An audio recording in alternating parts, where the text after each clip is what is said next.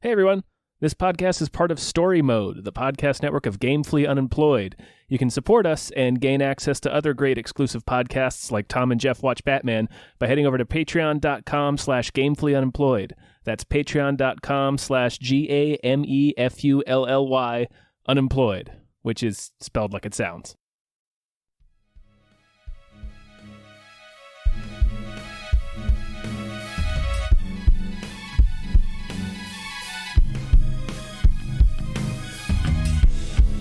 Hypecast mit Tom Reimann und David Bell.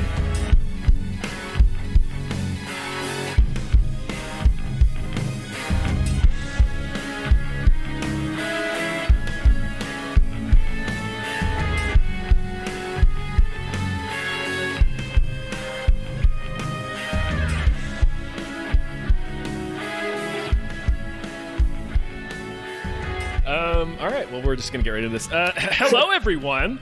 Hello! Welcome to another episode of Hypecast! Hypecast! It's the show where we get hyped about stuff and things. I'm your co-host, Tom Ryman. I'm your other co-host, David Bell. And now you. You! And a third hey, voice. you. Hi, my name's Logan Trent. Nice to meet you. Hi, Logan. Yeah. Hi. Yeah! First timer! Yeah. Welcome. Yeah. Yeah. Oh, man. to have you on. We're pumped to have you on. I'm Yeah, how you excited to be on. It's, general craziness with everything. I don't know if you noticed, but there's been some weird things happening in the world. So, yeah. A little bit. There have been. This is true. Yeah. This is true. Yeah.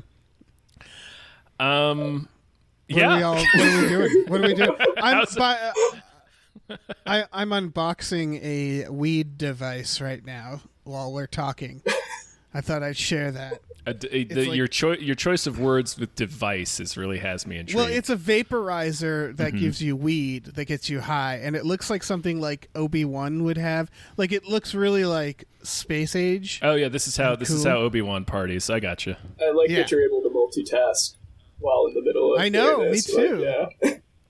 That's why I had to delay, because I was getting weed delivered to my house. Well, I think maybe maybe you might be too hyped and you just need to bring yourself down a little. So this is probably going That's to get what you I'll the right do. level of hype. So, That's how we write it off in taxes. We call it a hype mitigator. yeah. Yes. It's deductible. Yeah, It's a work expense. Oh, man, I'm going to write this shit off. Why not? Why the fuck not? Let's do it. Taxes won't even exist in a year, probably. So who knows? Oh, God, I hope. Yeah. Man, yeah, that would be the dream, right? Yeah, no taxes, all weed. Just it'll be weed instead. It'll be weed instead of taxes somehow. I don't know how that works. It'll be like Kevin Costner in The Postman, except he's the weed man, and that's just how society gets rebuilt, is by... Yes. And it's specifically Kevin Costner delivering you weed. Yeah. Like, yeah. Oh yeah, I'd get- obviously, yeah. Oh yeah. man, I get He's- so high with Kevin Costner. So why'd you go back and save the dog? Anyway. Wait, is that a Postman reference? No, that's Man of Steel. Oh, God. Oh, Remember, right. he yes, goes to back get to save the stupid- dog and Ah, gets beefed by the tornado that fucking jackass. like a fucking asshole. Yeah. He probably gets his face completely ripped off by that tornado, just like Bill... Mm-hmm. Was it Bill Paxton, her dad, in Twister? No, he was her husband. He was the love interest. It was just some rando that was her dad. Right, Yeah. it was just some dude in a trucker hat. Oh, It was God. her dad. Yeah. Welcome to Oh, Twister man. That Cast. asshole. Yeah. Oh, are you kidding me? I would do Twister Cast. It's greenlit right now. Yeah. Greenlit Yeah, we do immediately. a podcast. We cover an episode for every minute of the movie Twister. Yes. Yeah, I think we could pull that off. I think we could really bullshit through that. No, I absolutely think that's possible. Yeah. Yeah. Geez, should we talk about producers? I think we probably should. All right, that's fine. We got some producers to thank. Starting with Ramon Balcom. Thank you very much. Woo!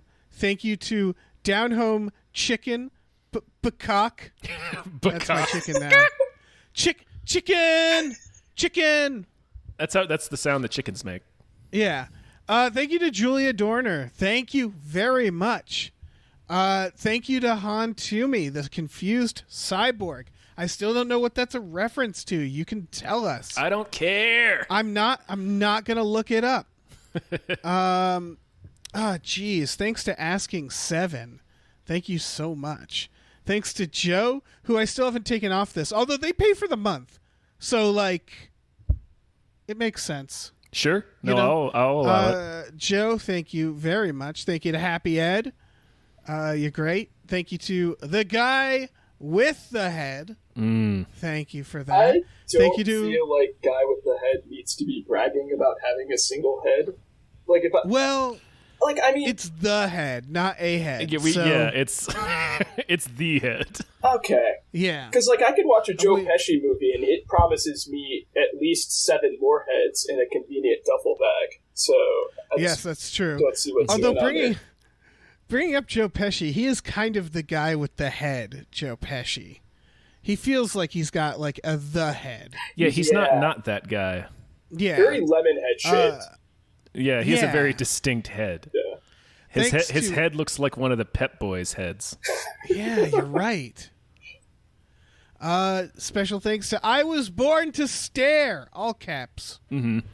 It's the Bruce Tom, Springsteen song.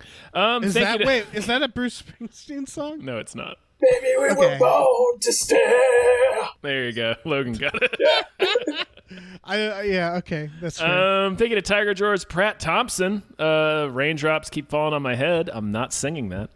Yeah. Thank you to Chloe Rice. Thanks to Dan Hackroyd.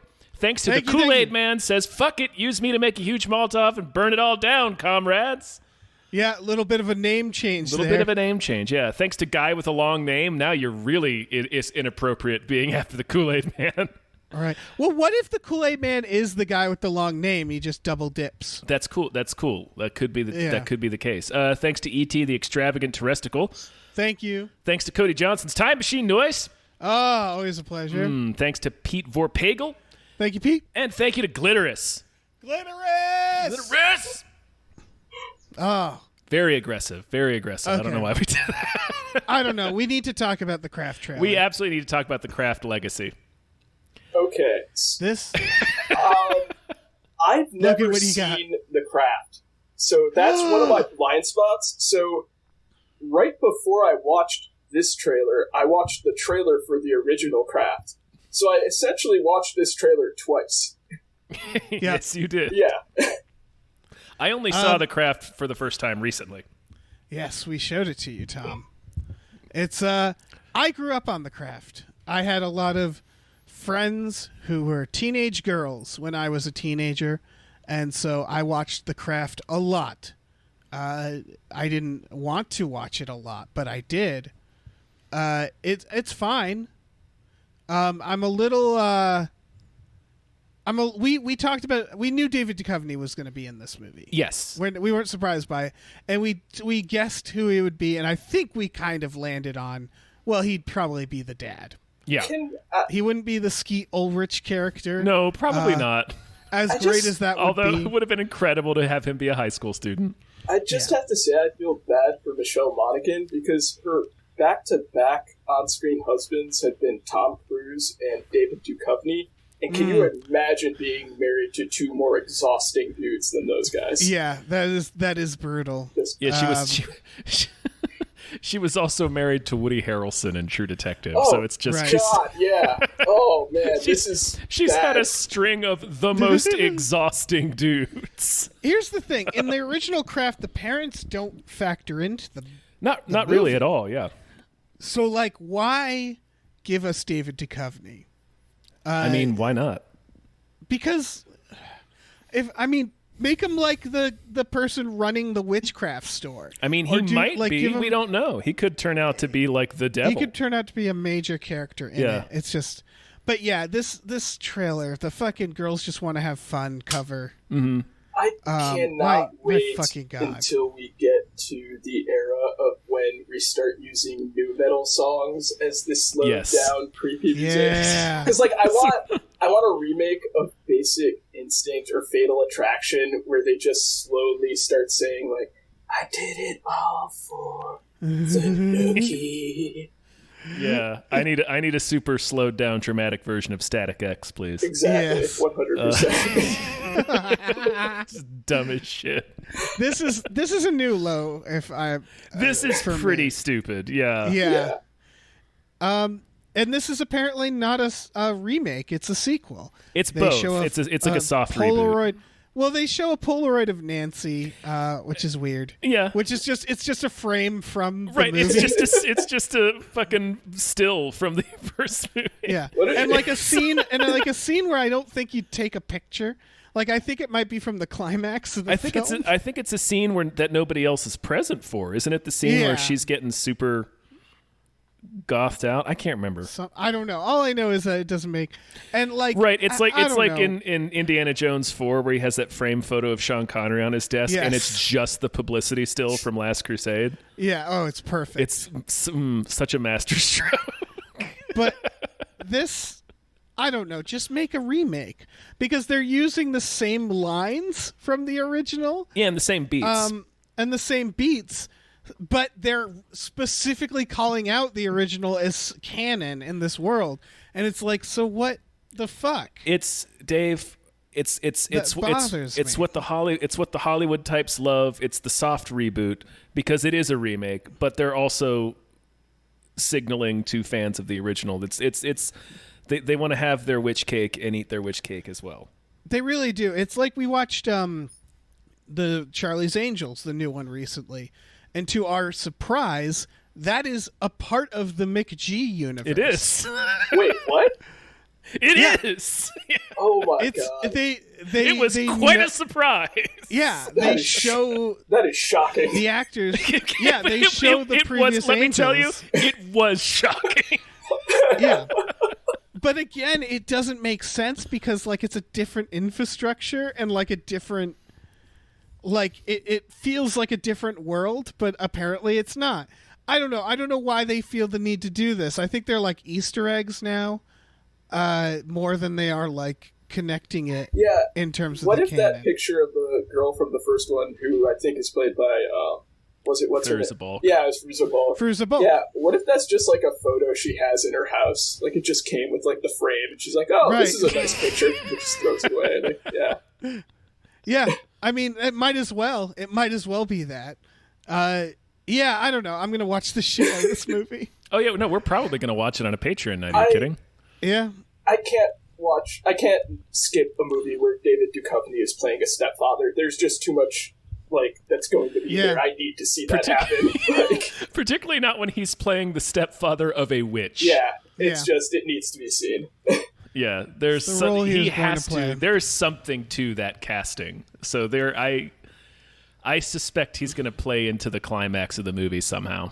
Like it's going to be Right. like a Witches of Eastwick reveal where he's like Jack Nicholson or some shit. Just I'm still really. imagine David Duchovny Sorry. as your stepfather. Period. Like, Done. Oh, it's great. Done. It's great. Yeah.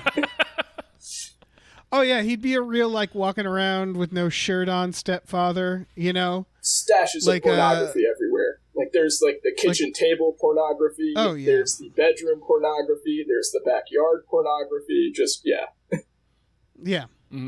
Very, Oh, yeah, very, he- very just like half-heartedly hidden. It's just behind one throw pillow on the couch. Yeah.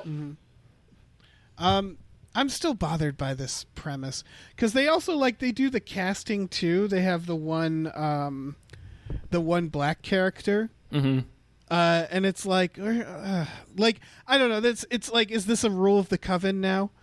I think they were just going for casting the same type for They're each casting character. all the same types. Yeah. Yeah. And again, Although there's not, there doesn't really seem to be a Fairuza Balk equivalent because she's such I- a distinctive looking person, I guess. Yeah, they make like the new girl, who's what's her name from Empire Records in the original. Robin Tunney, I believe. Yeah, they make her like the Fairuza Balk type in this, and then there's still like a Nev Campbell type as well. Well, But like, the girl playing the new girl, or at least from the trailer, is from she's from Battle at the El Royale. She plays like the younger sister of Dakota Oh, Johnson, sure. and she's kind of crazy in that. So there's probably something there where she's going to get insane. I guess, or turn into whatever Fairuza Balk's character was like in the first one. That might be where they're going. She gets power crazy basically, and they have a big witch fight at the end. Yeah, and it's great. They got to pick a lane. That's all. I feel like they need to pick a lane. They need to either be a sequel or a remake. And it, like, I know other movies try to do this too, but this more than ever is bothering me, I guess. It's more than other movies doing it. It's like the Superman Returns problem for me. Like, that was just a weird film, and I feel like this is going to have some of the same problems there. Yeah. I don't know. Maybe The Craft isn't a big enough property that they have to worry about this sort of thing. But then again, just make it a remake. I don't know. Again, I'm still going to watch it. Yeah, I mean, The Craft. They got you. So, yeah, they got me. But it's coming out. It's just the same movie. Like It's coming to streaming. Yeah. This is Blumhouse? Is this Blumhouse? Yep. It is. Jesus. All right. I don't know. Any other thoughts about The Craft? No, the magic looks dumb. Yes, the magic looks dumb.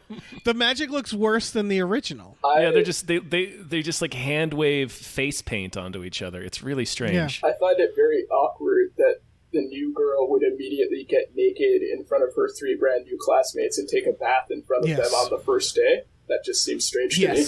Like, that was concerning. Yeah. I don't know, man. Yeah, maybe... Also, have Skeet Ulrich in there. Why not? Yeah, just make him a teacher. Who gives a shit? Yeah. Oh, that'd be great. Maybe they are in it. We don't know. That's true. They could be. All right, next trailer. This is, if I'm pronouncing it right, Minari. This is A24, right? Mm-hmm. This is Glenn. Yeah, Stephen Wen. Yeah. And it's like a drama about a family from Korea who goes to America to become farmers, and that's pretty much it. That's drama enough. And I don't know. I'm excited for it. Yeah, it looks good. What do you guys think? Yeah, I think it looks good. This is one of those things that, like, this is one of those things that's needed in terms of, like, diversity. It's nice when you're casting stuff for, like, superheroes and stuff like that, but if you really want to have better diversity in Hollywood, you need to have these quieter type of stories that really speak to, like, the actual experience that people of color have. So I'm glad that this movie exists. So, and honestly, that little kid is, like, the most adorable thing I've seen on screen. Like, he's killing it. Yeah. That little kid's fucking awesome. Yeah. So yeah. Also, random acts of Will Patton just showing up out of nowhere with his Will Pattonness. So did Will Patton show up in this? He's the Reverend, I think. Oh yeah. Yeah. I was just like, is that Will Patton? I'm like, okay, yeah. Yeah, I don't know. It's you gotta get a Will Patton in there. I feel like stories of like Asian culture and stuff has also been killing it lately in terms of movies. So I don't know. It fits a pattern that I'm excited for. It's apparently everybody's saying it's really good. When is this coming out? I didn't see a release date that I remember, but it's got a 100% on Rotten Tomatoes, with a lot of reviews. There's no release date yet, but it's probably going to be in time for the Oscars. I imagine, yeah. I assume it'll be streaming by the end of the year. Probably limited theatrical release.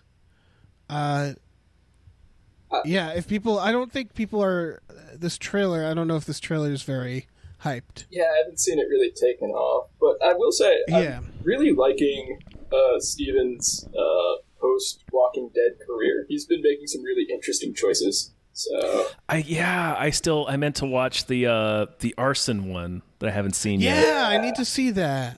I forget what the hell it was called, but yeah, I think it's literally called like Burning or something. Something like that. I don't know. Good on him, because Glenn was a very frustrating character. They all are. It's The Walking Dead.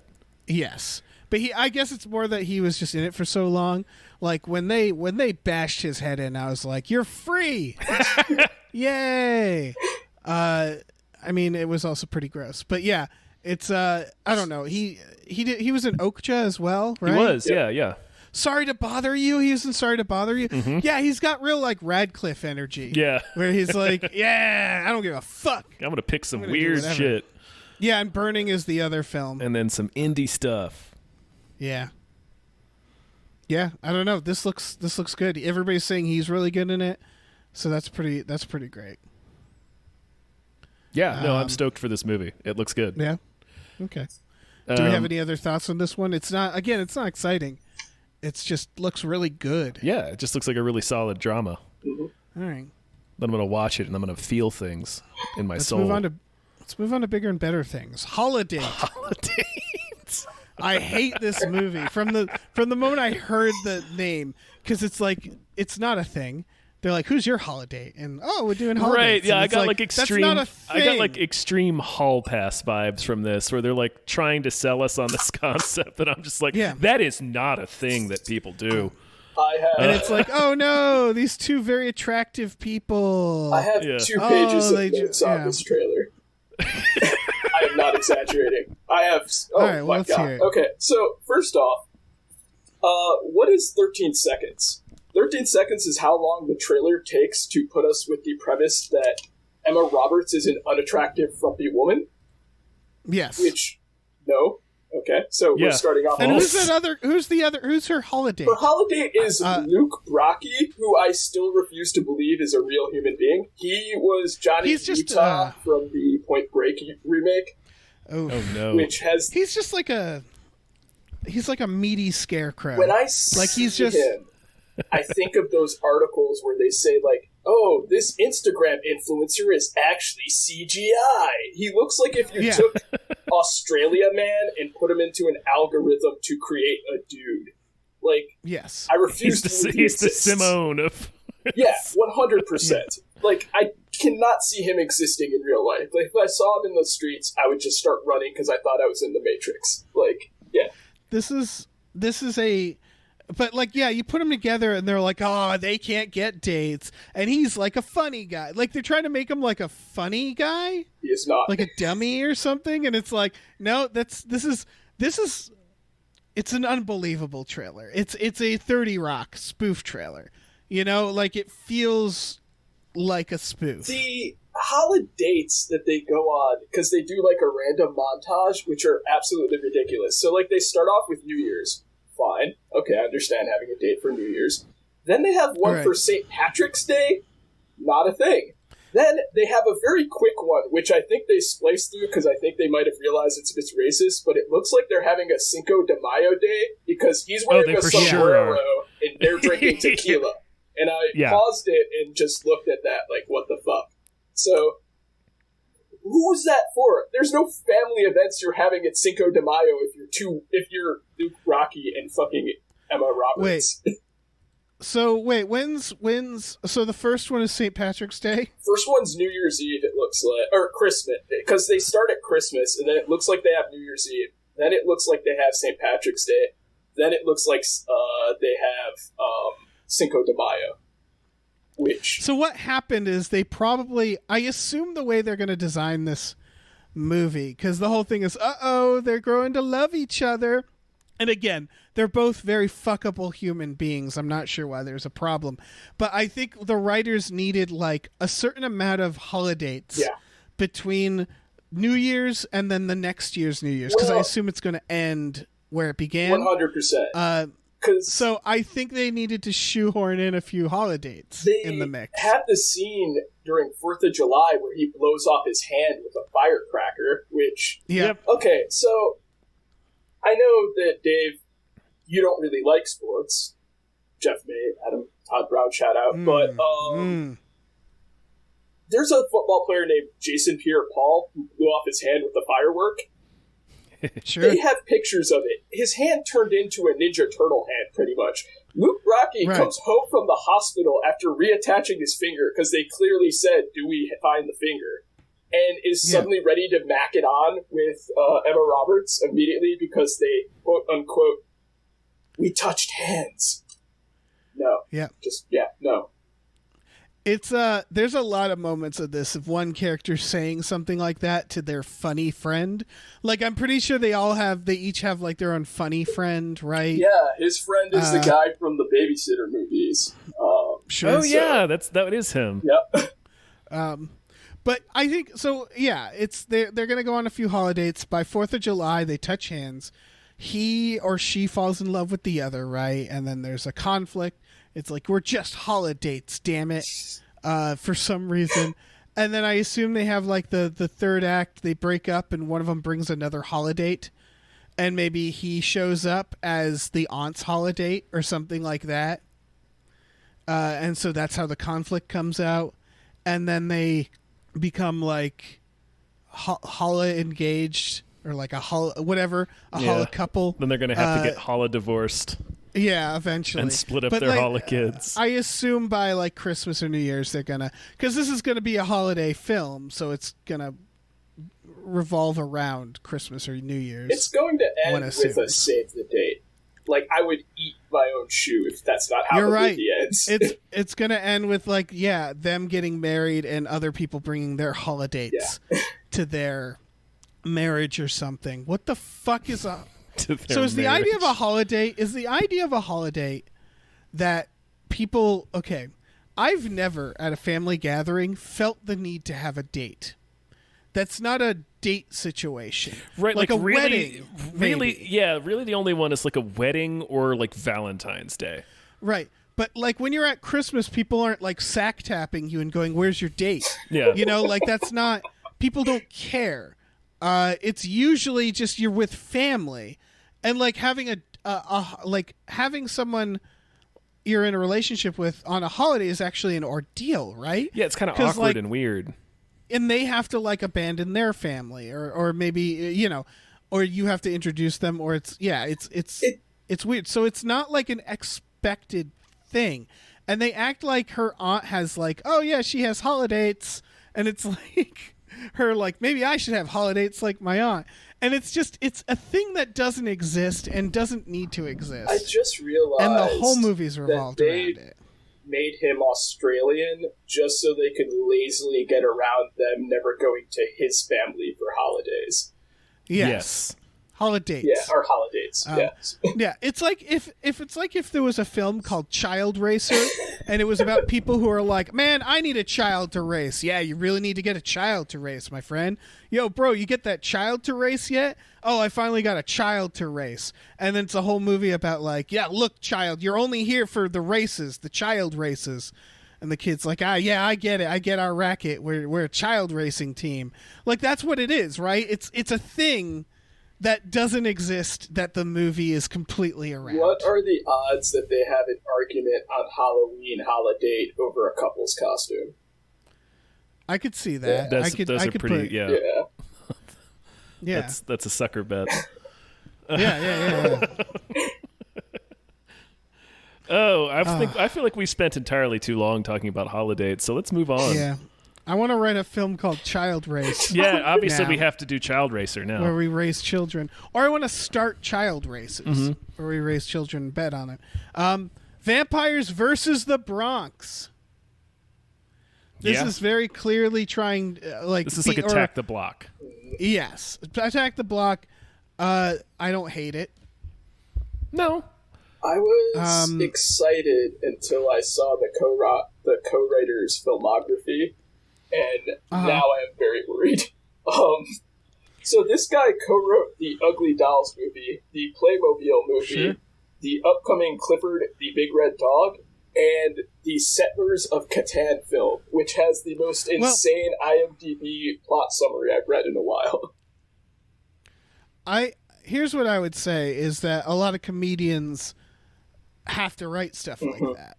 Like the Lego movie, and like it's the thing where like it's definitely a route for comedians to be writing like on Ugly Dolls it's uncredited, so it was probably like punching up the script.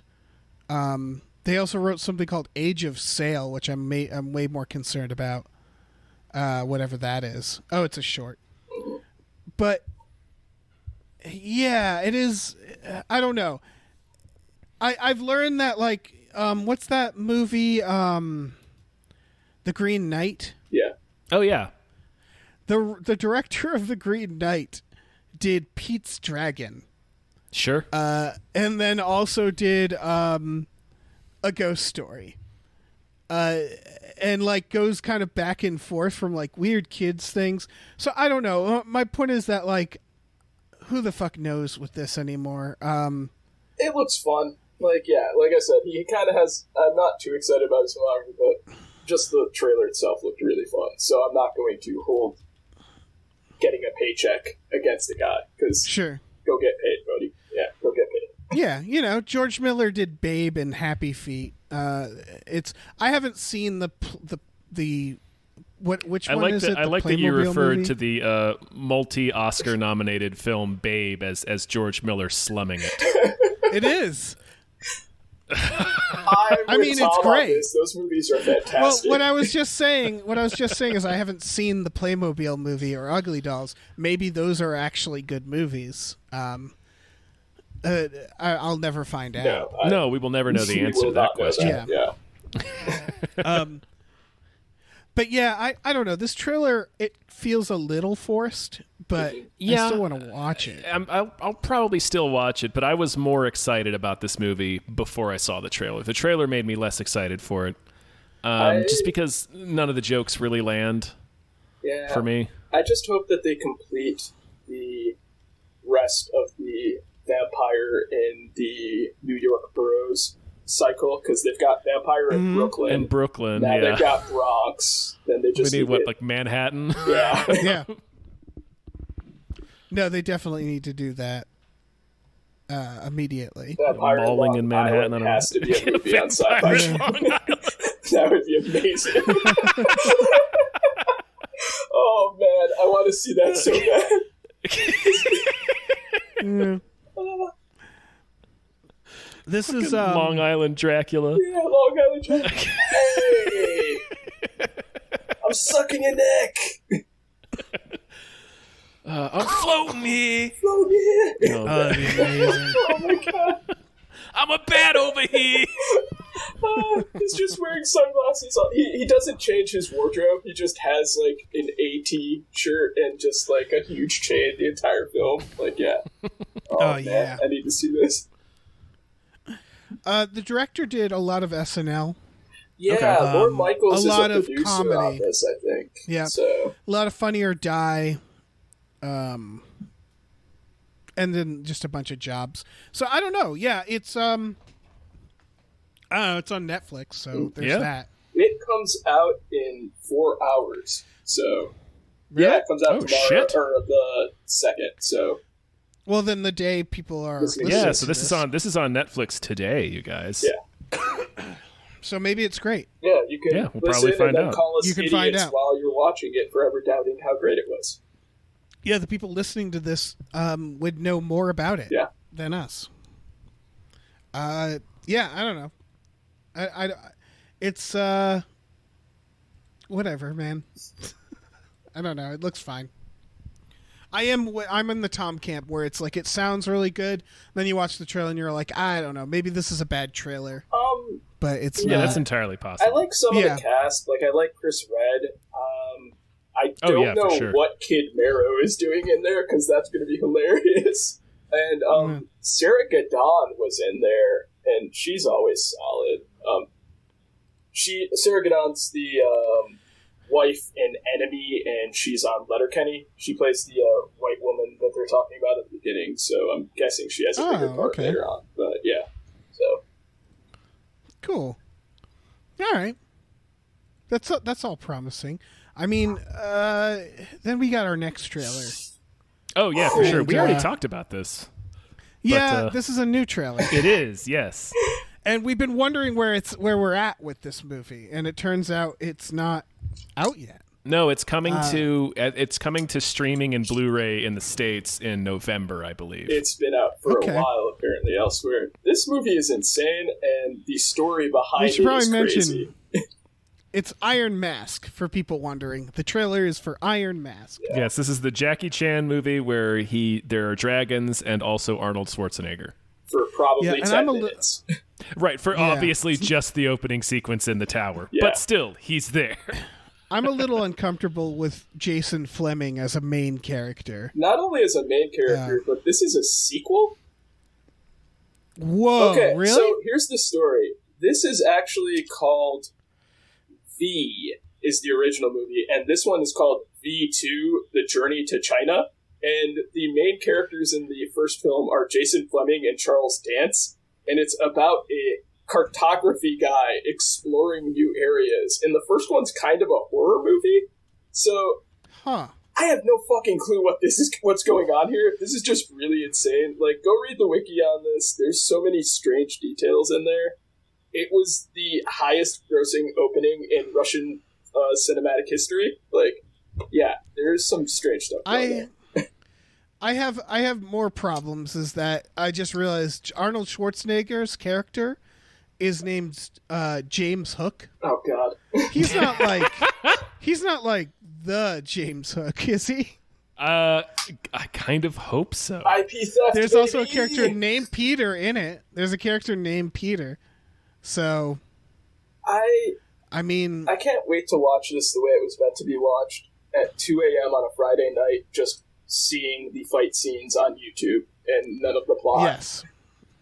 I will say it's pretty Well- sweet to get a Chinese version of a dragon, though, because usually we just get, like, the European kind, so that's cool. But, Right. oof. Jason Fleming. I'm curious. Is Jackie He's also Chan? a top build. He's the I main love character. Jason He Fleming. is the Iron Mask. Oh, also, he clearly gets rid of that fucking mask in, like, 10 minutes, right? Like, they have As soon as that he gets out of the dramatic tower. drop down of Yeah. the mask in the trailer. They just did that so they didn't have to call it The Journey into China. So, Yeah. yeah. I love Yeah. Jason Fleming. There's nothing wrong with Jason Fleming. He's just I don't see him. I don't know how long I could follow Right, him as it's a main just character. it's in this weird movie. to have Jason Fleming be the main character in a movie that Yeah. stars Jackie Chan and Arnold Schwarzenegger.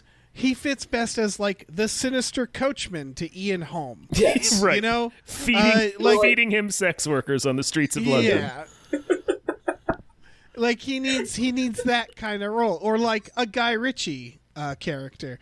But like, all right, here everybody, Jason Fleming leading it, and in the background we got Jackie Chan and Schwarzenegger, and Rutger Hauer and Charles Dance. But don't worry about them because we got Jason Fleming here, right, leading the film.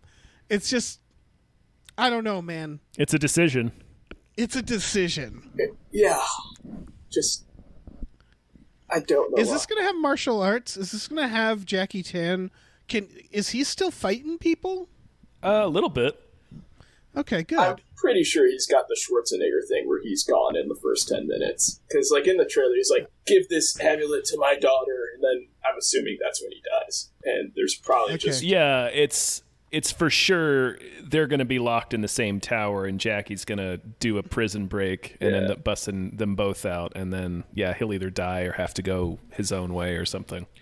All I know is he better stay strong and have enough fuel in him for the upcoming and announced Shanghai Dawn, because that's all that matters no. to me. Wait, is that... Yeah. Are you serious? Oh yeah, I'm serious. yeah. That's the horizon we're steering towards. Is Shanghai who's- Dawn. You know who's attached to it? This is a bummer. Well, not a bummer, Anyone? but confusing. Anyone The attached director of Napoleon Dynamite Sure. to it? Yeah. is writing and directing Shanghai Dawn. Why not? Yeah. Why not? Why not? I'm so excited. Why not Jared Hess? Yeah. Has he done Fuck it. anything since Nacho Libre? Yeah, He's done he some did. stuff, yeah. Oh man, he did one with Sam Rockwell that I forget the name of, and he did that Masterminds movie with Galifianakis and Kristen Wiig. Oh, wow. Yes. Yeah, I forgot that existed. Yeah. Oh yeah, But yeah, I mean, yeah, fuck it, man. Well, I mean, if you want to get someone to capture Jackie Chan's action, then, Napoleon Dynamite director is who you go with. Exactly. That's exactly it. I don't know. This is all way more exciting than Iron Mask. Iron Mask does feel like, I don't know.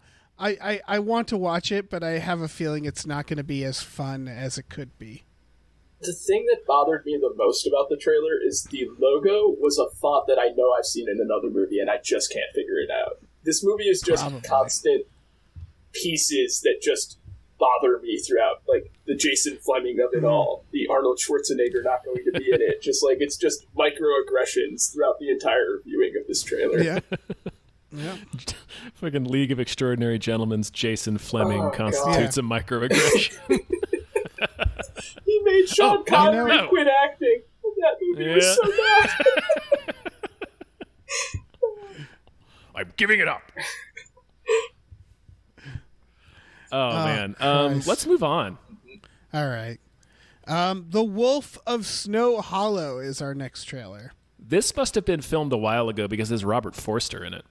It is, and he is dead. He is dead. But this looks, I don't know, this looks pretty great. This I'm actually into this, yeah. Yeah, this was a contender for a movie that deserved more hype, but it's getting buzz, so it's not that. It's coming out October 9th. Okay. Yeah, so I'm pretty fucking stoked for this. It's Fargo, but a werewolf. I was just about to say that. It's Fargo with a werewolf. Yeah, and like, you can't say no to that. This guy directed a really terrific short film called The Robbery that you can watch on Vimeo. And like just watching that and watching this trailer, I like the trailer, but I think the movie is going to be even better when you watch it without like the editing that the trailer goes on, because I think like his type of humor needs to have room to breathe while you're actually viewing it. So I'm actually really excited to see how it takes off. Like, it kind of reminded me of the Freaky trailer, where I think once you're immersed and like actually watching the thing, it's probably going to play off a little better than what you're getting in the trailer. So I'm even more hyped for it than before. But I would say that even the trailer's good. No, the trailer's really great, but just like, just knowing his style, like, I know it's probably even going to be better than I'm hoping for. So, and he did another movie called Thunder Road that I've been meaning to watch that has got great reviews. So, yeah. Yeah, that's been on my list too. Man, I should check out that short too. Yeah. What's his name? Jim Cummings? Yeah. I don't know. Yeah, people, if you haven't watched the Wolf of Snow Hollow trailer, start with that. Again, werewolf Fargo. And Fargo. Yeah, it looks great. Yeah. There's another werewolf movie coming out, and I thought I talked about it on More Hype, and I forget what it is. It's a werewolf revenge movie where a lady gets revenge as a werewolf. So, I mean, if you're going to get revenge, doing it as a werewolf is a pretty solid way to make sure it gets done. Yeah, why not? Yeah. It definitely, it gets done. You remove a lot of obstacles by introducing a werewolf into that equation. Yeah.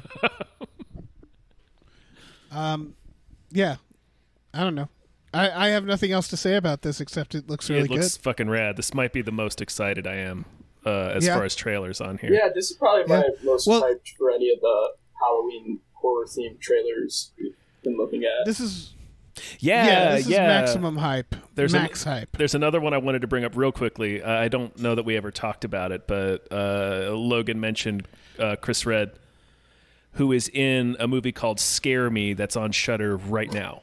I'll probably watch it after we... That's the... is that the one about the people in the cabin? They're in a cabin and they're telling each other scary stories, and it escalates.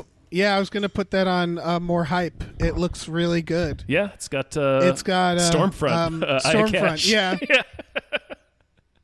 Who's killing it in The Boys? She's so good. Yeah.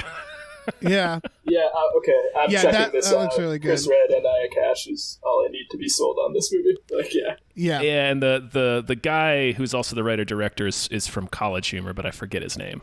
I apologize to whoever that guy is. It looks really fun. Mm-hmm. This is gonna be a great month for horror, including the next trailer. A lot of stuff coming up. Oh yeah, this one looks great. Yeah, this was another contender for more hype, and then it got enough buzz that I was like, fuck it. His House. This is about immigrants who are in the UK, and they are living in the house that's been given to them, and they can't really make waves. And that house is fucking haunted. Yeah, it's haunted as fuck. And it's like creepy haunted, like real well done haunted. Yeah, this movie has random acts of Matt Smith also just popping up out of Yeah, nowhere. Yes. Smith just peeks up in there. Yeah. They needed like a kind of not sinister, but like irritating, like just they needed someone to be the white guy, the really white guy, and they got Matt Smith, and that works perfectly. Mm-hmm. Yeah, I'm really interested in this because this is not typically the type of stuff that you see like with a British-based horror movie. Like, I can't really think of like a modern haunted house type vibe like this.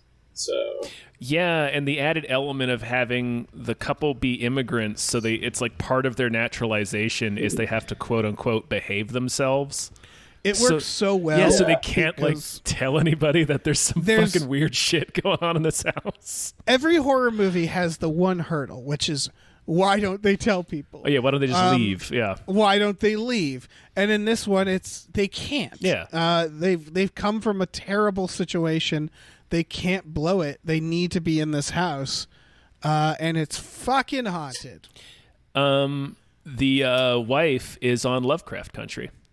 I knew I recognized her. Yeah, she's the sister. Oh, if you're not caught up with Lovecraft Country, I'm not. she has. All right, she has stuff. Stuff happens with her. That's all. She has interesting times. So yeah, kind of she's great. Kind of a new director too. Like, I was trying to see if he had done anything else, and just I didn't really recognize anything. So pretty excited for that aspect. Like, always nice to see new voices. Yeah, for sure. Oh yeah, it's a fairly first timer, right? Yeah, that's really cool. There's I don't know. There's a lot to love here. There's a lot of visuals to this that really makes it stand out. So people should definitely check out the trailer if you like horror. Like the parts where there's like you can sort of see people in the walls and stuff like that. Yeah. Some real freaky shit. It's great. I'm excited for this one. Yes. It comes out October 30th. Mm-hmm. All right. Well, final I think trailer on Netflix. Yeah. So yeah. Yeah, it's a Netflix. Final trailer. This dropped today. This is the trailer for Borat 2. Mm-hmm. Or what is it called? Borat. Shit. Borat shit. Borat shit. No, they had a different title for it. Like second attempt or something. I don't know. This is coming on Amazon right before election. It's clearly shot during the pandemic. Borat subsequent movie film. Okay. Yeah. They answer a question I had, which was, what are they going to do about the fact that everybody fucking knows who Borat is? And they answer it. He's just in other disguises. Yeah. And they just write it off as him being famous from his first movie, which is true. So, yeah. And there was all this news about a Trump impersonator walking on a Mike Pence speech, and now we know who that was. Now we know it was Sacha Baron Cohen. Yeah. He managed to. The remarkable thing about this movie is he managed to film it entirely without anybody knowing he was doing it. And then just last month, end of August, beginning of September, the rumor started going around like, no, he's got a finished Borat movie and he's already screening it, a complete movie for different studios. Because people were like, oh, there's Borat sightings. He's at it again. And it's like, turns out those were probably pickups. He's done. He's finished. Yeah. Yeah. What are you guys' thoughts on the Borat movie? Pro? I would spell against? It Boreat2, because this was kind of boring. Oh, man. Nice. Spicy take. Yeah, I realize that you're not going to show the best Borat stuff like in the trailer, and it's probably going to be a little funnier while you're watching it, but I don't know. It's just, I don't feel like I need this right now. Like, it just... Here's... Yeah. Like, I kind of could not even watch a Showtime show. Like, it just was, like, a little exhausting at this point. So, I don't know. Like, obviously, if people want to watch it, that's fine. But it's just, like, I don't know. I'm a little tired of this bit. I thought Who is America was better than I thought it was. I never finished it. Sacha Baron Cohen, like, I'm really appreciating him as an actor right now. He's killing it. Yeah. Sure. He did The Spy. Mm-hmm. What else? He's going to be in that other show. The Trial of Chicago 7. It's a movie, not a show. Yeah, that movie. Who is America was fine, but, like, I'm sort of in the same... Like, when I saw Borat, I saw it way later than other people. So, I had heard people do the impressions and stuff, so it really didn't work on me, the movie. It was very awkward. And then he proved to be a very good actor. Yeah, I'm just more interested. And then I don't know, Borat 2, it does feel like, I don't know. Yeah. Well, he's been super politically outspoken the past couple of years, so and I think that's right. has to be a big reason why he decided to bring this particular character back, because kind of the point of the character was to really expose prejudice in America. Yeah. Specifically. And, like, I'm sure he has stuff to say. Who is America was very significant because it was like, I liked that he gave, what I liked in Who is America is that he would do liberal stereotypes and give conservatives a chance to, like, dunk on him. And, like, he sort of, it's more just like, I'm not sure what the purpose of it is a lot of the times. It's just very, he can do very funny stuff. But it always feels like you come out of it not feeling like anything has been resolved or said. Yeah, I kind of feel like what you were saying earlier. Like, I've been more impressed with his dramatic stuff, and I kind of wish he would just start to lean in more to that and put more of his energy on that. So, like I said, it's a Borat trailer. They're not going to give you the best bits, and it's clearly not going to hit the same. It's kind of like when you get a Jackass trailer. So, I'm probably going to watch this, and I will definitely laugh, because, I'm not a robot. But, yeah, it's just, I don't know if this is one of those things where it's maybe the time has passed on it, or maybe it's just the right time, and I'm just a little burnt out or something. Who knows? I don't know. Yeah, we'll see. I'm excited for it. When does this come out? October 23rd, I believe. Okay. Oh, okay.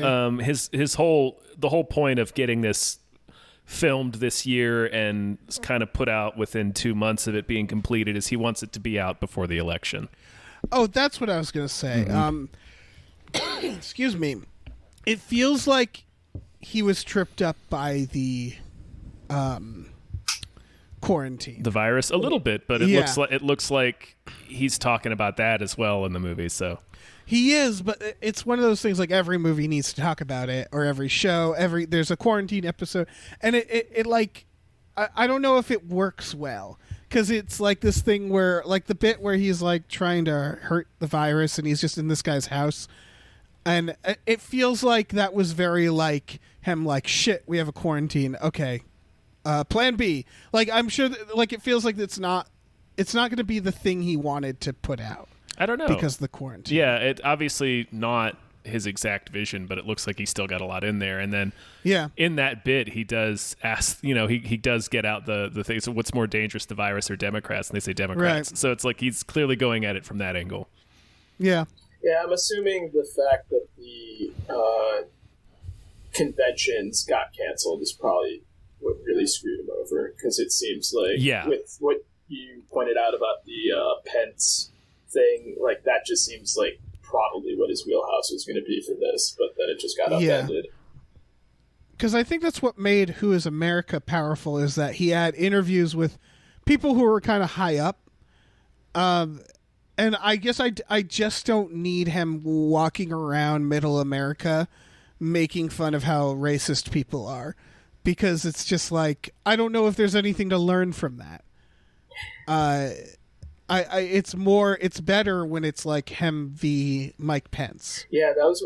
Or like showing these people that are idolized and showing like, no, these people are fucking clowns. Yeah, that's my main concern with the whole thing. Like, just, it's, like you said, like, we've seen that enough with just, racist to racist. So, yeah, I'm hoping that there's some differences there that are enough to make this worth watching.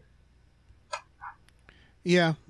I guess we'll see. But yeah, I'm not against it. I definitely feel the fatigue that you're describing. Yeah. Which is like, I need this to mean something. And I won't know that unless I watch it. So I don't know, man. Yeah. I want to watch The Spy again, though. That was fucking great. Yeah, I need to check that out. No, I didn't. It's one of 100 shows that are on my list. I'm bad about watching TV. He's incredible in The Spy. That's a great show. Let's move on. All right, that's the final that is trailer. It for trailers, yeah. So before we get to news stories, we got some more patrons to thank, such as thanks for having Jason Pargin on. Here's $25. Woo! Thank you very much. Thank you to the Midnight Patron, What Patrons at Midnight. Thank you. Thank you to Exploding Runes.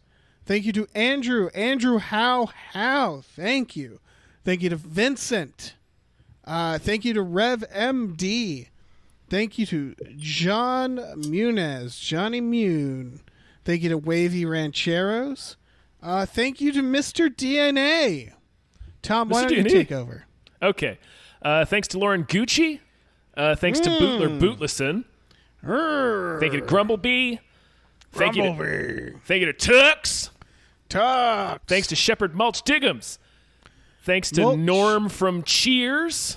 Norm. Thanks to Davey Francis. Thank you. Thanks to Space McNulty. Thank you. Thank you to Hiram. And thank you to Oh Great, It's That Guy. Woo! All right, let's get into the news stories this week. Yeah. Oh, good news, everyone. They're making a live-action sequel to The Lion King. Yeah. Yeah, I don't know. It's from Barry Jenkins, the director of Moonlight. Yes. So I would love for Barry Jenkins to direct something that isn't this. That isn't a Lion King sequel. He made Moonlight. Great fucking film. Sure. Okay, so here's my issue with this. Barry Jenkins is kind of a workman's director. Like, he consistently puts out stuff every 2 years. So this isn't like a situation where we're getting like one of those art house directors where they just do a project every 7 years and we're taking them off the table. Before this comes out, he's directing an entire Amazon series for the Underground Railroad. So it's like 10 episodes. So we're going to have a lot of Barry Jenkins work in the lead up to this. So I don't feel like he's really just like going away. So I don't think that it's as bad as like sometimes when it's like, okay, this is going to take up 4 years of a director's life and we're just never going to get any stuff from them in the meantime. Because he's also got a couple of movies that he's writing in between this too. So... Okay, because he doesn't have that many credits. Yeah. But he does have a few... he has a movie called Flint Strong that he's writing in pre-production. So that's going to be kind of interesting. Yeah, it's about it's about Carissa Shields. She's a female boxer. She won like a couple of gold medals and stuff. So pretty excited for that movie. But I don't think he's directing. I think he's just writing that. The next credit he has is the Underground show, which is on Amazon, I want to say. So and a bunch of they just released a bunch of images from that this week. The cast on and that's going to be cool too. So still doesn't make me feel good about Lion King. I mean, I'm glad he's getting paid. Sure. But, he could get paid. Give him a Marvel film. Also, then. Give him a superhero. I'm kind of interested in the plot setup for this. Did you guys read that? Or isn't it like a Mufasa prequel or something terrible like that? Flashbacks of prequel Mufasa thrown in there. So it's essentially like The Godfather 2.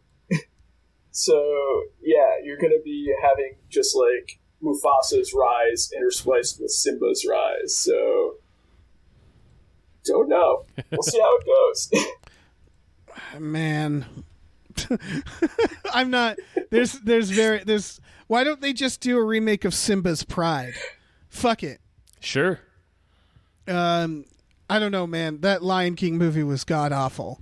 Yeah, I and never these saw Disney it. live action. It's the worst of the live action remakes, I think. It's extremely bad. It's just the cynicism. I mean, these are all the live action remakes are just the most nakedly cynical things ever.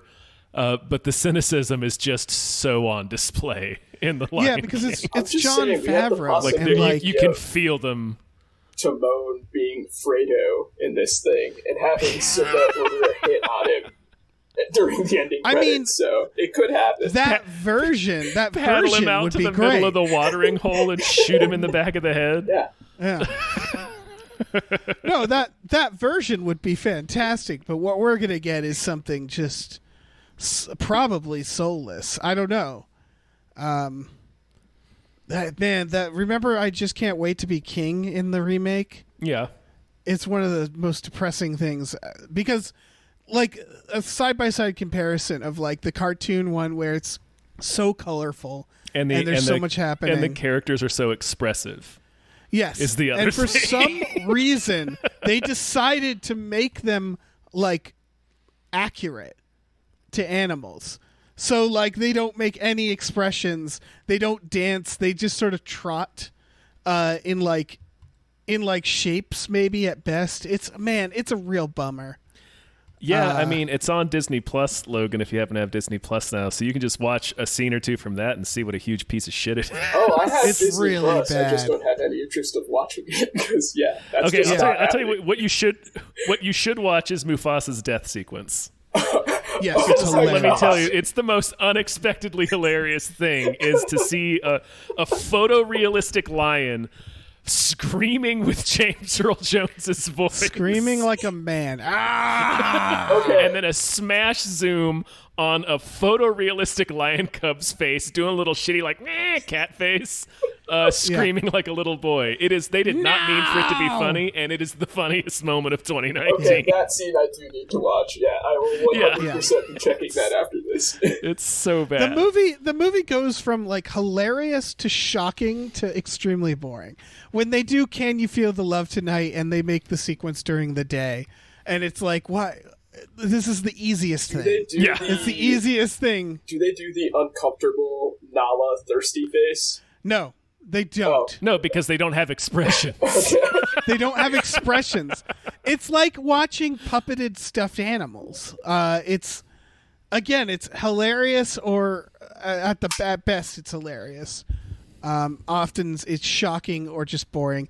So like that's what it is that like Jon Favreau is a great director, and whatever they did to him when that was made. So like I'm glad I'm glad Barry Jenkins is gonna get money that he'll hopefully use to pursue projects he's interested in, but I'm not excited for this movie in any way. I feel like I will never watch this movie. I feel like they really kind of revved up on this one just because of COVID, because this would be the easiest of their next projects to do just because of the animation aspect on there. So yeah, there really doesn't feel like a lot of passion behind it. So No. All right, other story. They're speaking of The Godfather, they're making a movie about the making of The Godfather with Oscar Isaac as Francis Ford Coppola and Jake Gyllenhaal as Robert Evans, not our Robert Evans. Sure. Unfortunately. I would have preferred that. That would be amazing. yeah. It's called Francis and the Godfather. Sure. I'll watch this thing. Yeah. Is this the most boring Francis Ford Coppola movie to do this on? Because like the behind the scenes of Apocalypse Now or Dracula or even Jack are probably way crazier than this. Like, Behind the scenes of Jack is what I want to see. Yeah. Give me that. Give me that goddamn movie. I mean, they had to like deal with the mafia in this and making this movie. Yeah.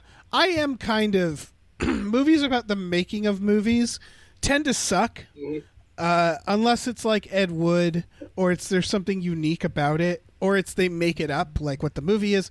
But like that Hitchcock movie was kind of boring. And then they're also doing a making of Citizen Kane, right? David Fincher that is probably hitting Netflix incredibly soon. It's called Mank. Mank, yeah. And so the fact that it's Fincher makes me very happy. But like, I think that's it's more about otherwise. It's about Mankiewicz. It's about the dispute over the screenwriting credit for Citizen Kane specifically. Yeah. It's generally though movies are boring. My worry with like the making of that movies. it's such a beloved film. I think that this is going to be too enamored with it. Like, I don't think we're going to get like the gritty, like weird details as much as this is just going to be like a love letter to how cool The Godfather is. Yeah, Robert Evans, the producer, was quite a character. He was a legit maniac. Yeah, yeah, he did some pretty impressive things, and he's probably a monster. I'm just guessing. 100%. Like him dealing with the making of Rosemary's Baby, and basically making Sinatra, like kind of telling Sinatra to fuck himself. There's a lot there. He's the old school producer that we all picture when we imagine producers. So. Yeah, he's the guy. Jake Gyllenhaaling it up as Robert Evans is a very exciting thing. Yeah. In my head. And they'll be able to go nuts because Robert Evans has passed. He's dead. Yes. And then Oscar Isaac as Coppola is perfect in my head. Like watching Heart of Darkness and watching Coppola, like Oscar Isaac is going to kill it as him. So like, I don't know. This is mostly just about watching. This is another one that's going to probably get like, because the Academy Awards love rewarding movies about making movies. So yeah. I can see this and Mank becoming nominees easily. Yeah, 100%. They should Shadow of the Vampire it up and put vampires in it. God, I got to watch Shadow of the Vampire again. Willem Dafoe and John Malkovich. I didn't like that movie, but I really liked the idea of it. It grew from the director. Like, yeah. Director of Begotten, a film no one's seen that I still to this day don't understand how he went from Begotten to Shadow of the Vampire. Begotten is a 1989 black and white film that is unwatchable. Yeah, and it's like an hour long and it's full of really hideous imagery. Like, yep. You guys remember? Maybe 2 weeks ago, 2 or 3 weeks ago, there was one of the endless Twitter memes going around where people are like, share an image from a horror movie that Elijah Wood tweeted a picture from Begotten. I mean, it is. I watched that movie exactly once and it gave me a headache. And that director went from Begotten to several Marilyn Manson music videos. Sure. Then to Shadow of the Vampire. Yeah, no, that's so I his guess aesthetic. That makes sense. Yeah. I mean, but like in like a decade, someone was giving him Willem Dafoe and John Malkovich. He also did something called Suspect Zero, which I've seen, and I kind of need to watch now. It's got Aaron Eckhart and Ben Kingsley in it. So. Oh, yeah, I remember that. Okay. Director of Begotten. Sure. Yeah. I forget what we were talking about. The Godfather? Yeah. Godfather that they're making, yeah. How did we get there? Shadow of the Vampire, man. Yeah, we were talking about movies of making of movies. Right. Yeah, I don't know. We'll find. We don't know who's directing this, right? We know little about it. So, what if Coppola directs it? What if? I mean, fuck it. He's still making things. Might as well make this. Yeah, why wouldn't he make this movie? Yeah, why not? All right, final story is Jamie Foxx is returning as Electro. Yep. I laughed for like a good 30 seconds when I read that headline. I get this. I get it. Because this is part of a new trend, right? I guess. Explain. Like Brendan Routh showing up as Superman. the Suicide Squad remake. We're learning that just because you make a bad movie doesn't mean you punish the casting director. Like, we've been doing do-overs now as a movie. And it's a very depressing idea that we're now at the do-over stage of superheroes. Yeah. But we are. So since both Spider-Man or since both Marvel and DC are introducing like multiverse ideas, they're just like, fuck it. Oh, we made a bad Suicide Squad? Okay, let's do it again. Should we recast it? Nah. Is it going to be in the same world? No. So like it's like, yeah, fuck it. Jamie Foxx. We really liked him as Electro. Too bad he was in a bad movie. All right, let's just do it again. The thing is, the no real one crime liked here his is Electro, though. yeah, his Electro wasn't very good. No, it was not. No, so the real crime here is that they're not paying off that cliffhanger at the end of Amazing Spider-Man 2 and bringing back fucking Paul Giamatti as Rhino. Hey, we don't know. Maybe. Oh, man. I can't. We're playing it real fast and loose with superhero films now. We've hit that stage, right, where it's just meta on top of meta. Sure. Until it all collapses into itself. What would you give if Paul Giamatti just shows up in the new Spider-Man movie out of nowhere, just like Jonah did? I'd give my life. Just yeah. I'd give my entire life. Yeah, my life for you. Bold choices by Paul for I would buy like, I would buy every Paul seat Giamatti. in the theater. I would buy every seat in the theater. Put him back in that goddamn Rhino suit. Change nothing. Mm-mm. We should watch that movie, Tom. Yeah. For Friday. Sure. Yeah. I've only seen it the one time, and I remember it being bonkers. I remember it being. I think I did a Cracked article about how it's no different than Batman and Robin in terms of like villains, because there's like the green one, there's the blue one doing puns, there's and then there's like the Brute. Yeah, I think true. there were more comparisons along the line. I forget what it was, but that movie is terrible. I can't wait to watch it again. I can barely remember a single detail about it. I just remember that when he webs for Gwen, the web turns into a hand. Into a hand. For symbolism. What a piece of shit movie. Really? It turns into a hand? You don't remember that? No. Tom? A hand reaching out at her. It is a hand. That's it's dumb. art. It's poetry. That is Tom. dumb. What is that? Oh no! Don't make it a hand. You remember that Electro sings the old Spider-Man theme? Nope, I didn't using remember that. electricity. Nope. That is a thing that happened. You remember that Electro becomes Electro because he falls into a vat of electric eels? That I remember. Oh, it's so good. I remember film. his boss is BJ Novak. Sure. Who is supposed to be Alistair Smythe. I forgot about my BJ God. Novak being in that film. Oh my god. Oh, hell yeah. That was the thing that happened. Yeah. Oof. Man. Yeah. So I guess we're going to get Jamie Foxx's Electro again. Sure. Maybe it's Jamie Foxx came to them and he's like, I know I can do this. And they're like, fuck it. You're Jamie Foxx, so the answer is yes. If we're doing this trend, the only one I'm kind of interested in is I would not mind Jason Momoa having another crack at Conan on the new show that they're doing for Sure. Netflix. Oh, for sure, yeah. Because he was fine. I don't think- that movie was just ass, though. Like, Yeah, that think- movie is very like. How do you take Jason Momoa as Conan? Oh shit, what's his name? Stephen Lang. Stephen Lang as an evil wizard and make it boring and stupid. Yeah. So boring. I think the trend is only in superheroes. I think the superhero genre is currently collapsing in on itself. And not in necessarily a bad way. But I think it's Well, we figured out we can do multiverses and people don't mind. Reality is unfolding. It's all coming apart. The moment J. Jonah Jameson showed up in it, they got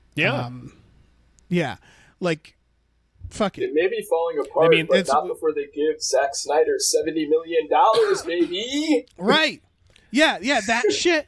Jesus Christ. I would be real. Yeah, I would be real hesitant on accepting a lot of those stories. A lot of the trades are running ahead with stuff that's not necessarily been confirmed.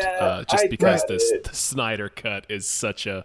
Yeah, it sounds like one of those ones that's not too good to be true because it's not good. But yeah, just. Right. Yeah. Yeah.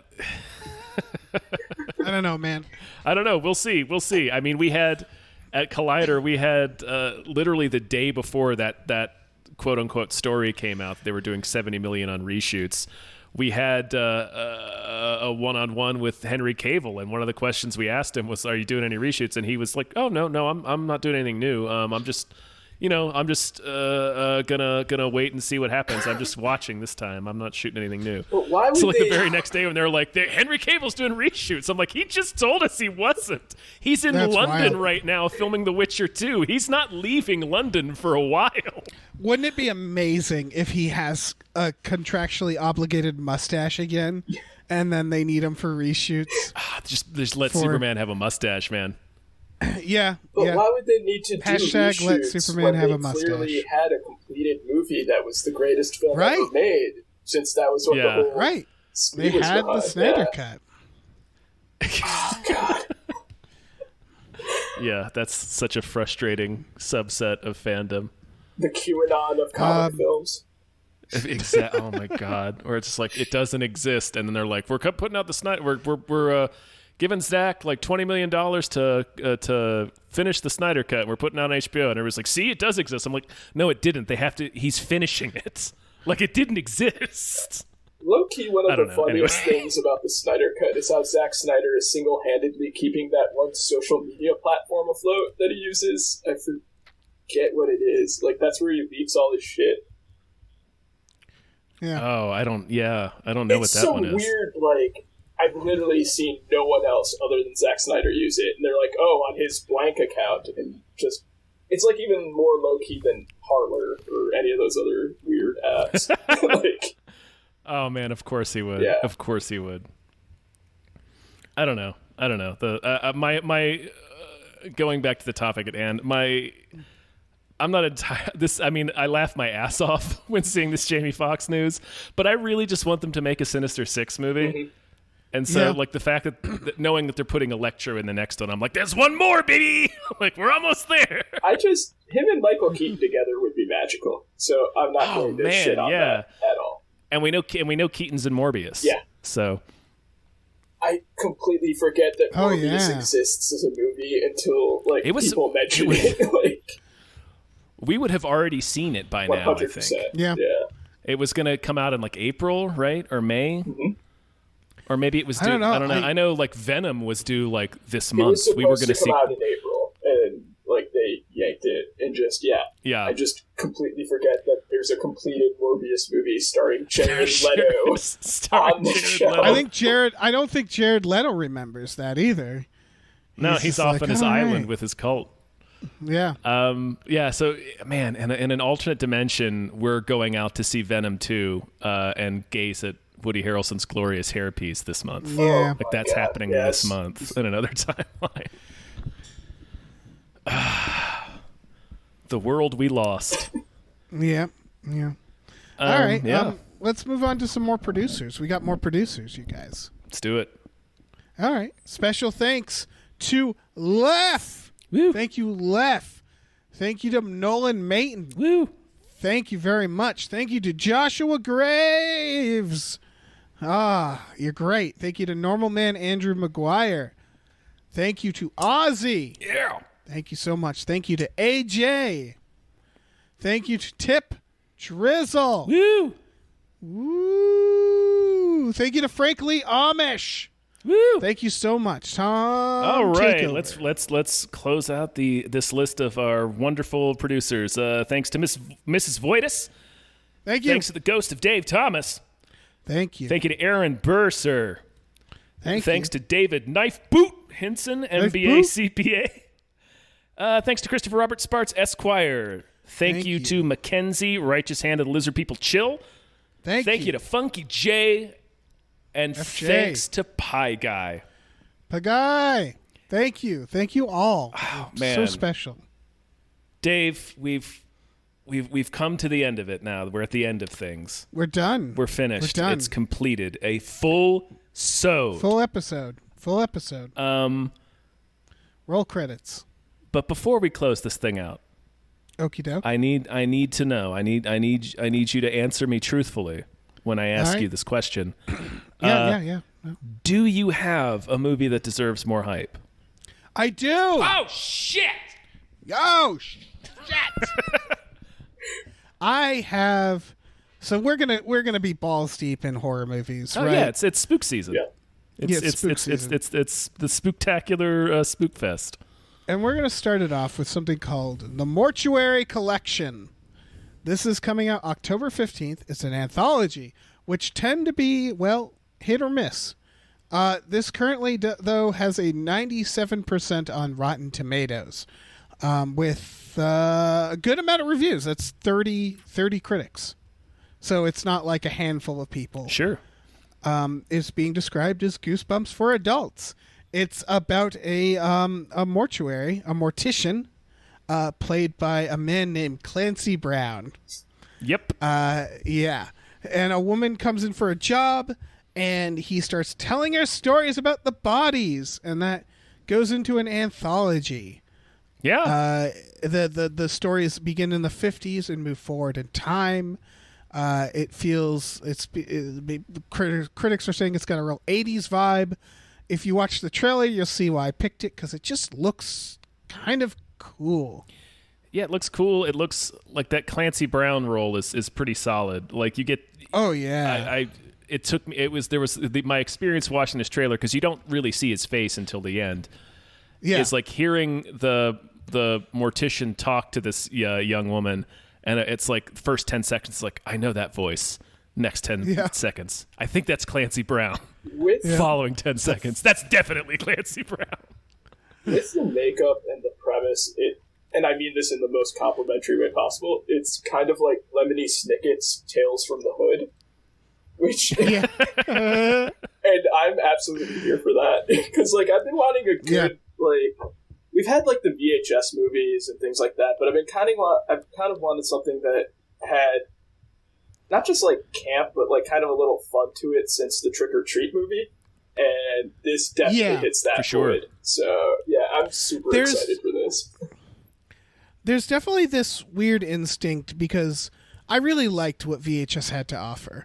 And I like anthology series that kind of do something different. Mm-hmm. And we're seeing a resurgence of people being like, oh, remember the 80s? So like Nightmare Cinema, and this and a few others, where it's not a bad instinct at all, but I do like that push of like VHS was such an original premise for an anthology, so I had to appreciate that. But this, I don't know, this just looks really fucking fun, real solid. It starts with a dead child, so that's we always support that. Mm-hmm. Yeah, we're pro dead children on Hypecast. You're right, on Hypecast. Exactly. Yep. The director also did a bunch of shorts. He also directed a few segments in 50 States of Fright, which is a Quibi show, I believe. Yeah, that's the Raimi one. Yeah.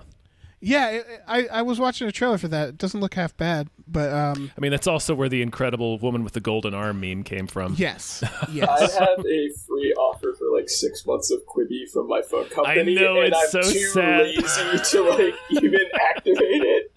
Like I just am like, I don't want to click this link. That's too much effort. Like, it's just if are they available? Can I get Quibi on my PlayStation or something like that? No, Nope. you can like cast it to your TV. You can smart cast it if you have like a smart TV.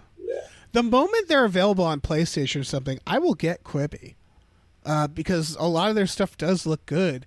It's just so inconvenient. Just be on my goddamn PlayStation. It's such a boneheaded format to try to force it into. It's what old people please think just be young available. people want, and that never turns out well. And just It's got good content creators. It's the Steve Buscemi meme in the form of a $2 billion app. Oh god, yeah, right. The hello, fellow kids. It's just really frustrating because I want to watch this fucking 50 States of Fright. It looks kind of fun. Sure. I want to see what they do for like Delaware, you know? Yeah. I want to see the hard states. I want to see what they do for the difficult states. Mm-hmm. Rhode Island. Rhode Island, Jesus. What kind of horror movie you could do for Rhode Island? New Hampshire. I don't know what's going to happen in New Hampshire. Well, New Hampshire, just going to New Hampshire is terrifying. Florida is just an abundance. Oh my god. Like yeah. One thing I do like about sorry to get back on the trailer, but one thing I do like about Fine, this we'll get back on the trailer. It's from one voice, like he's directing and writing all of these, so I think there's going to be a little more evenness.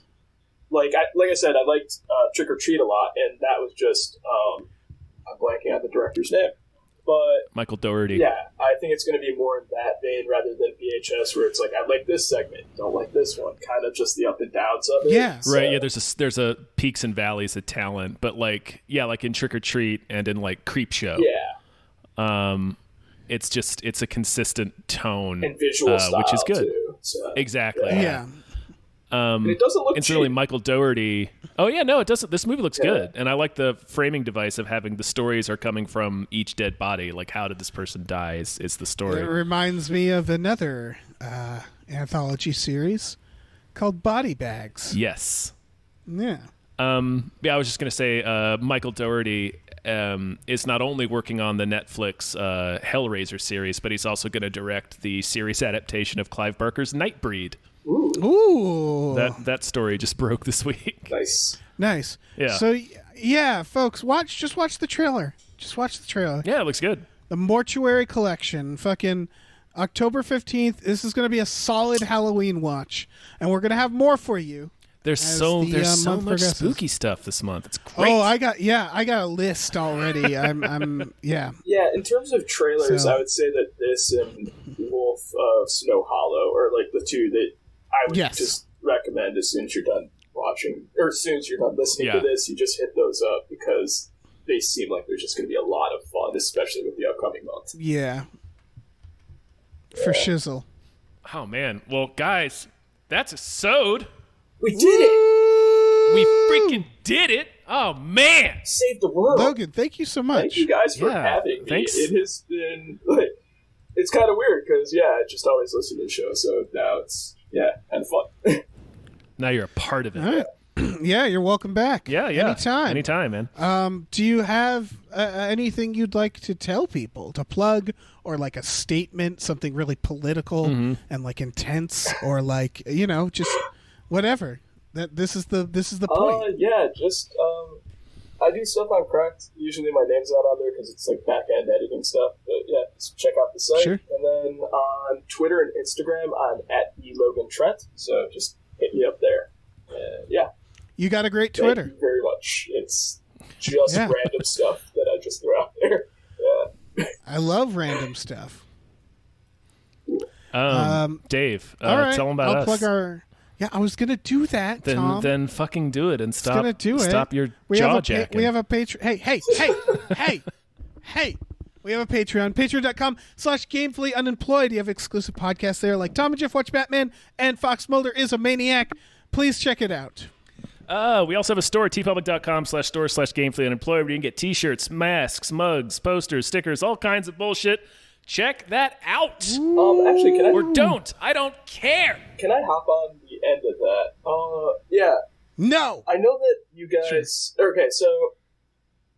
I know that right now, probably it's hard for a lot of people in certain financial situations, but even if you can't subscribe to, a Patreon or do any of the store stuff, an easy way you can help your friends' podcasts is just by leaving a review on iTunes. It really helps with all of the ratings. It takes 2 seconds. It doesn't even have to be on iTunes. SoundCloud has that, and you can do it for this or Jeff's podcast or Adam's or Cody's. It'll take you 5 Alex's, minutes. All of our really friends. Helps everybody out. So just wanted to drop that Do it. there. Yeah, no, for sure. Yeah, that's a great. We need to get better about asking people to review. It really is a huge help. It and boosts it boosts visibility exponentially. I read them too. Even the bad ones. I'll read them. So your voice is not going. It's not just you're not screaming into the abyss. I will every now and then. I'll sit in my bed with my tummy with my feet kicking in the air, and I'll look on my phone and I'll read the reviews. So and then we're making just a know list that. of all the people who say bad things. Yeah, of everybody who fucked us, and then you're gonna get your day. You will pay. Yeah. We will get werewolf revenge. Werewolf revenge. All right, let's say goodbye. Okay, goodbye. Bye. Bye.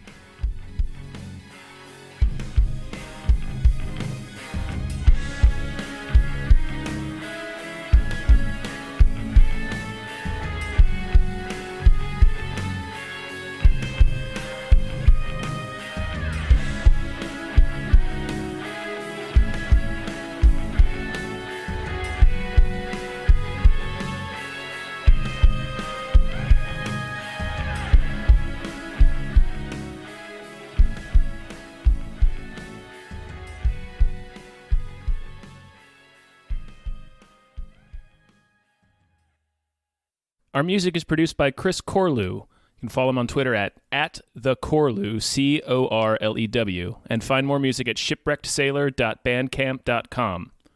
Our artwork is produced by Justin Brown. You can follow him on Twitter at @JustinTBrown, and find more of his artwork at artnessbyjustinbrown.com and justinbrown.info.